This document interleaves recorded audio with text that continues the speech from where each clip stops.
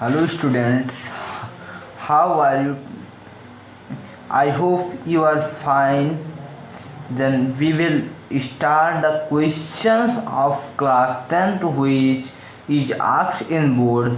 आज हम लोग पढ़ेंगे जो क्वेश्चंस हैं बोर्ड में पूछे गए हैं क्लास 10th के, उस क्वेश्चन को सॉल्व करेंगे।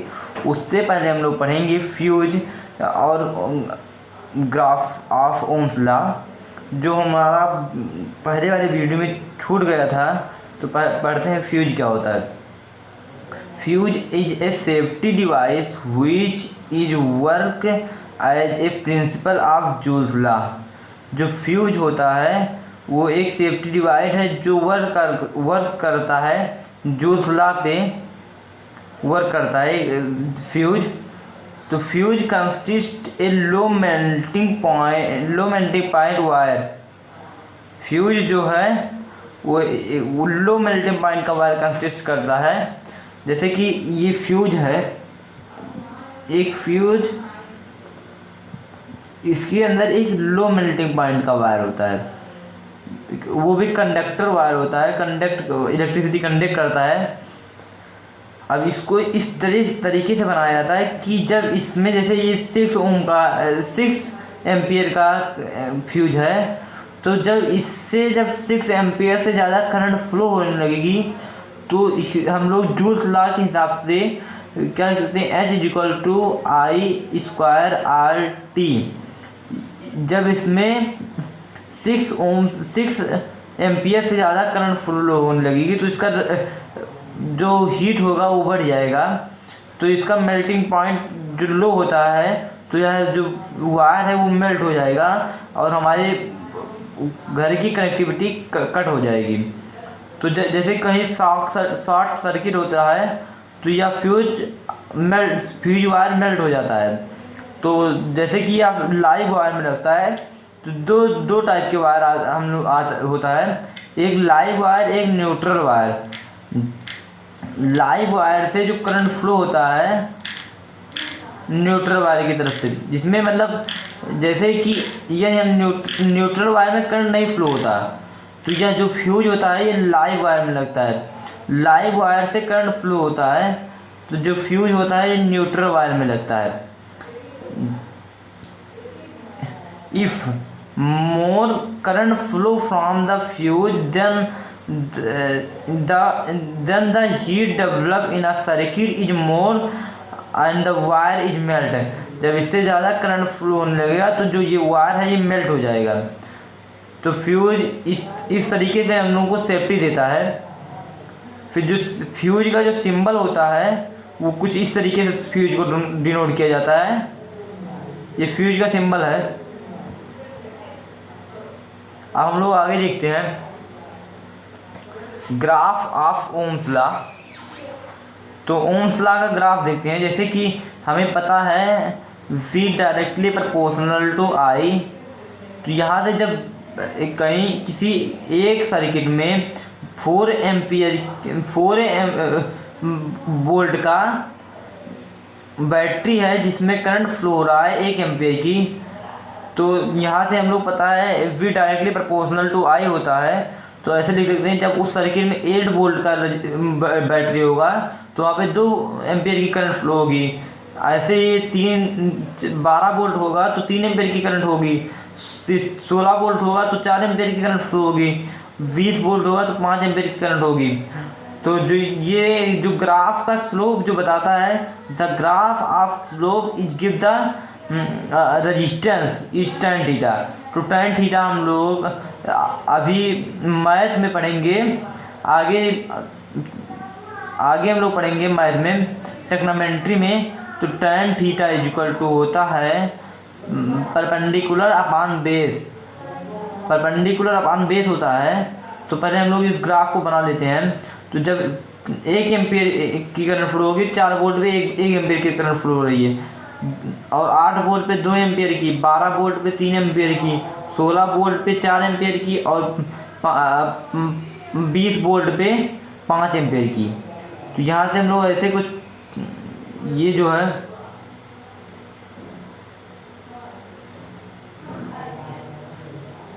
अब हमें यहाँ से रेजिस्टेंस फाइंड कैसे करेंगे ये हम लोग देखेंगे अभी।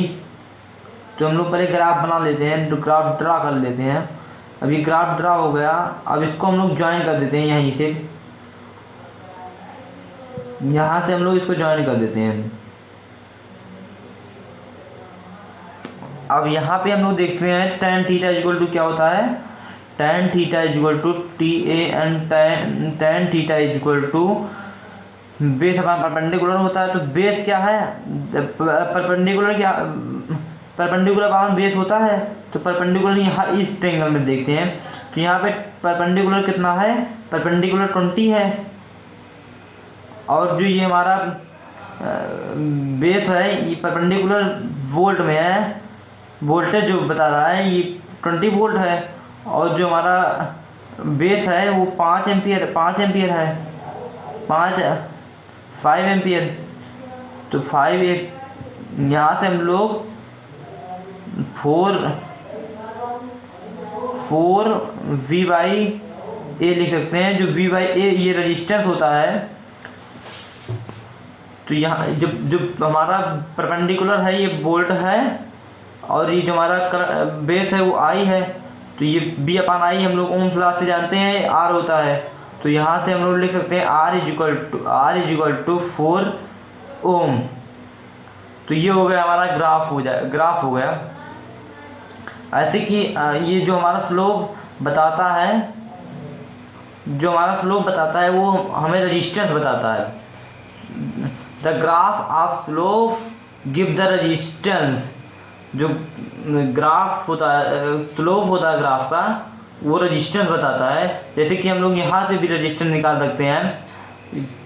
ये 4 है और ये 1 है, तो 4/1 4 हो जाएगा, और ये 8 है, ये 2 है, तो 8/2 4 हो जाएगा।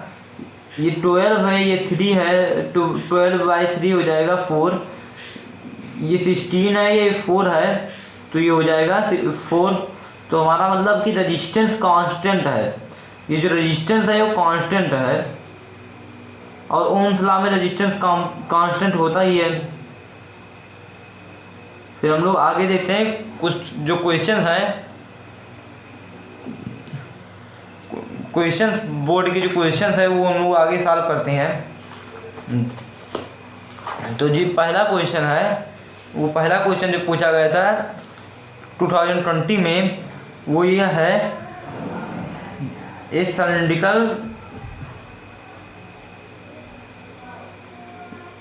cylindrical conductor of length L and uniform cross section A has resistance R. Another conductor of length 2.5 L and resistance 0.5 R of the same material has cross section area।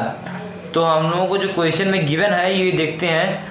एक वायर है जिसका लेंथ L है, और जो ये cross section area है इसका ये A है, और जो रेजिस्टेंस है वो R है। तो यहाँ से हम लोग क्या लिख सकते हैं, R इक्वल टू रो, और जो इसकी रेजिस्टिविटी है वो रो है, तो और रो L/A लिख सकते हैं। अब एक अनदर वायर है जिसका लेंथ 2.5 L है, और जो क्रॉस सेक्शन है वो A डैश है। क्रॉस सेक्शन को हम लोग A डैश मान लेते हैं, और जो रेजिस्टेंस है वो 0.5 R है, और जो मटेरियल तो सेम है, इस वजह से रो हम लोगों का सेम रहेगा। तो यहाँ से हम लोग R डैश इक्वल टू लिख सकते हैं रो L/A, और जो ये L डैश इक्वल टू है, ये L डैश है, L dash equal to 2.5 L। तो यहाँ से हम लोग सबकी वैल्यू पुट कर देते हैं। तो R dash equal to 0.5 R। तो यहाँ से 0.5 R equal to rho 0.5 R equal to rho L dash की वैल्यू है 2.5 L और क्रॉस सेक्शन एरिया जो है वो ए डैश है। यहाँ से हम लोग आर की वैल्यू पुट कर सकते हैं इस इक्वेशन से।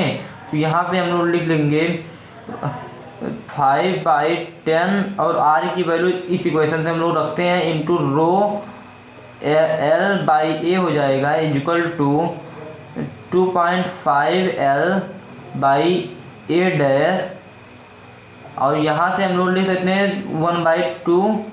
तो ये जो रो है यहाँ पे रो, ये रो और ये रो कैंसिल, और ये L और ये L कैंसिल, और 2 को जब हम लोग इधर ट्रांसफ़र करेंगे, 2A को जब इधर ट्रांसफ़र करेंगे और A को इधर ट्रांसफ़र करेंगे, तो यहाँ पे हो जाएगा A dash is equal to 2 into A into 2.5 A dash is equal to 5A हो जाएगा। ये हमारा क्रॉस सेक्शन एरिया आ जाएगा। तो हम लोग यहाँ पे MCQ क्वेश्चन में, MCQ में था 1 नंबर के क्वेश्चन में। तो यहाँ से देखते हैं कौन सा ऑप्शन हमारा सही है। तो ये ऑप्शन हमारा सही है यहाँ पे, क्योंकि यहाँ ए में 5A दिया हुआ है, तो ए ऑप्शन हम लोगों का सही है। और हम लोग नेक्स्ट क्वेश्चन देखते हैं, जो क्वेश्चन है असर्शन रीजन का। At high temperature metal wire has a greater change to short circuit. जब हाई टेम्परेचर मेटल वायर का जब टेम्परेचर हाई रहेगा तो उसमें शॉर्ट सर्किट मतलब होने की बहुत ज़्यादा चांस रहेगी। तो ये सेंटेंस सही है या नहीं?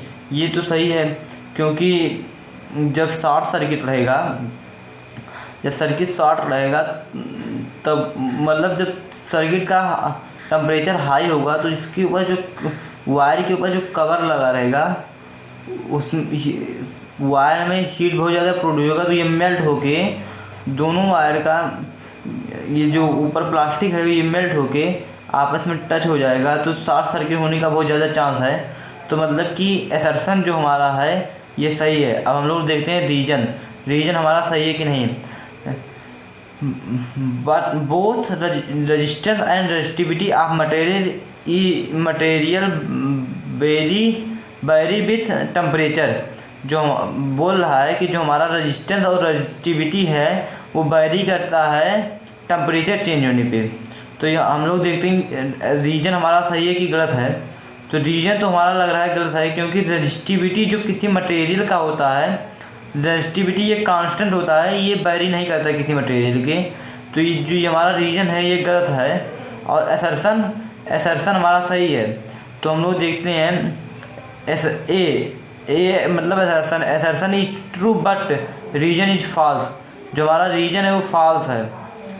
तो इससे हम लोग यहाँ पे रीजन फॉल्स है, तो यहाँ पे हम लोग ये थर्ड वाला लगेगा, assertion is true and reason is false. ये हम लोग का 2020 में पूछा गया था 1 नंबर में क्वेश्चन, 1 नंबर का क्वेश्चन था, 2020 में पूछा गया था। अब हम लोग नेक्स्ट देखते हैं। तो नेक्स्ट जो हमारा है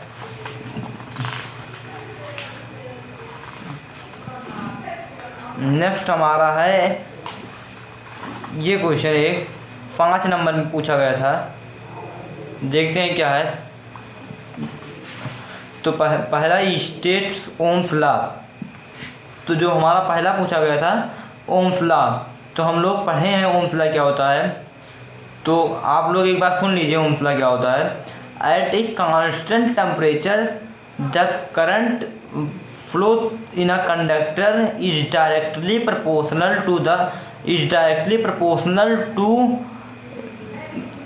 पोटेंशियल डिफरेंस अक्रॉस एंड। जो हमारा करंट किसी सर्किट में फ्लो होता है, ये डायरेक्टली प्रोपोर्शनल होता है हमारे पोटेंशियल डिफरेंस के। ये ओम्स लॉ कहता है। ओम्स लॉ में जो टेम्परेचर होता है वो कांस्टेंट होता है, एट ए कांस्टेंट टेम्परेचर बोला जाता है इसी वजह से। तो ओम्स लॉ को हम लोग स्टेट कर लिए। अब हम लोग देखते हैं जो क्वेश्चन में बी पूछा गया था वो क्या है। How is an ammeter connected in any electric circuit. Ammeter को हम लोग कैसे कनेक्ट करते हैं किसी सर्किट में, तो ये हम लोग देखते हैं। तो हम लोग पढ़ चुके हैं ए मीटर जो होता है वो सीरीज में कनेक्ट होता है। जो ए मीटर होता है वो हमारे किसी भी सर्किट में सीरीज में कनेक्ट होता है। जैसे ये हमारा सर्किट है, इसमें हमारा की हो गया और फिर ये रजिस्टर। तो ये हमारा ए मीटर है वो जो हमारा ए मीटर है वो सीरीज में कनेक्ट होता है। तो क्वेश्चन नंबर बी भी हो गया। Question number C, the power of a lamp is 100 watt, find the energy consume by its in a minute. एक जो लैंप है उसका पावर दिया है 100 वाट, और जो एनर्जी उससे पूछा गया है कि जो 1 मिनट में कितना एनर्जी कंज्यूम होगा। तो हम लोग एनर्जी का इक्वल टू पता है हम लोगों को, energy equal to P/T power into time, और जो टाइम होता है वो सेकंड में होता है। तो जो टाइम हमें मिनट में गिवन है तो 1 minute equal to 1 minute equal to 60 second. तो यहाँ से हम लोग एनर्जी को निकाल सकते हैं। एनर्जी इक्वल टू P/T होता है। तो पावर हमें गिवन है, पावर हमारा गिवन है 100 वाट। तो 100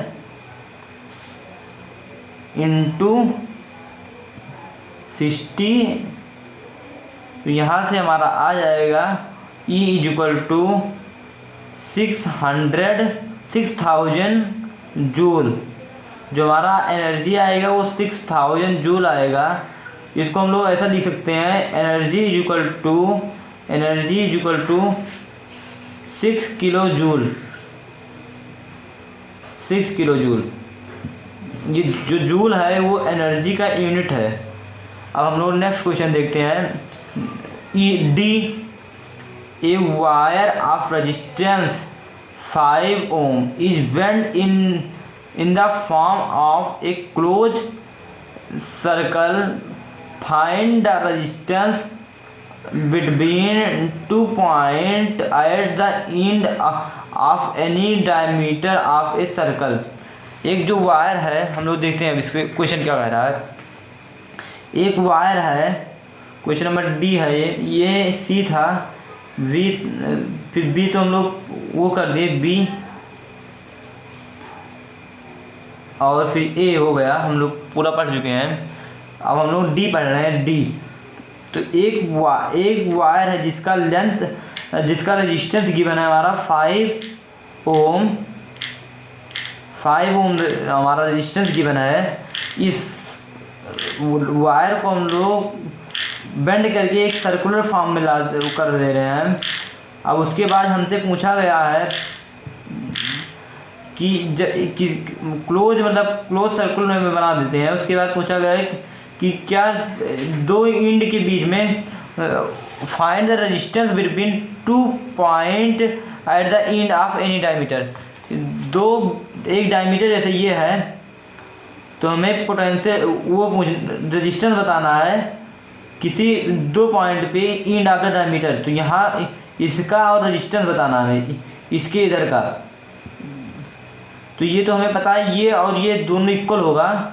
तो यहाँ से हम लोग लिख सकते हैं जो रेजिस्टेंस होगा,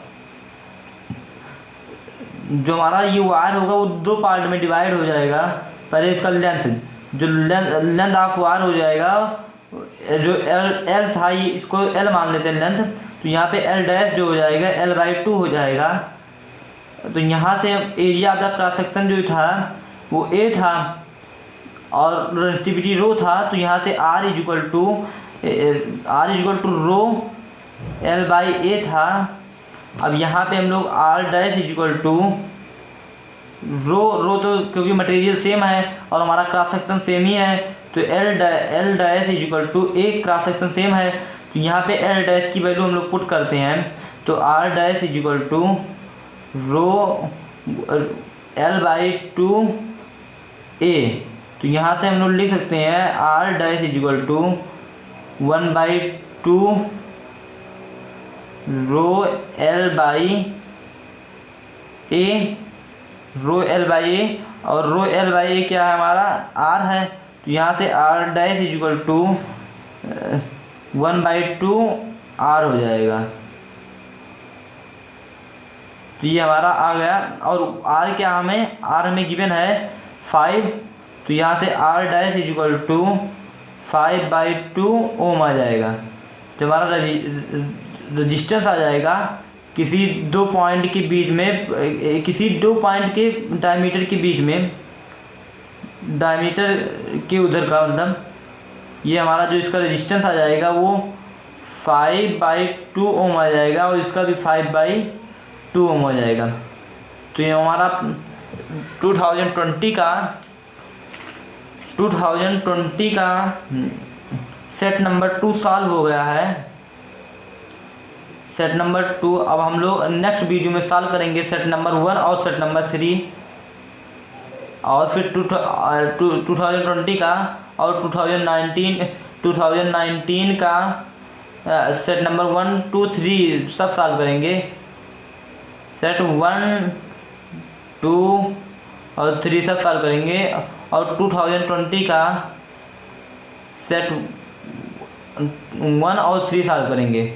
ये वीडियो अच्छा लगा हो तो लाइक करें और चैनल को सब्सक्राइब कर लें, लाइक करें, चैनल को सब्सक्राइब कर लें, और इस चैनल को शेयर करें अपने सोशल मीडिया पे, चैनल को शेयर करें, अपने दोस्तों के पास शेयर करें, इसे ज़्यादा से ज़्यादा शेयर करें, ताकि आपके फ्रेंड भी इस वीडियो का लाभ उठा सकें।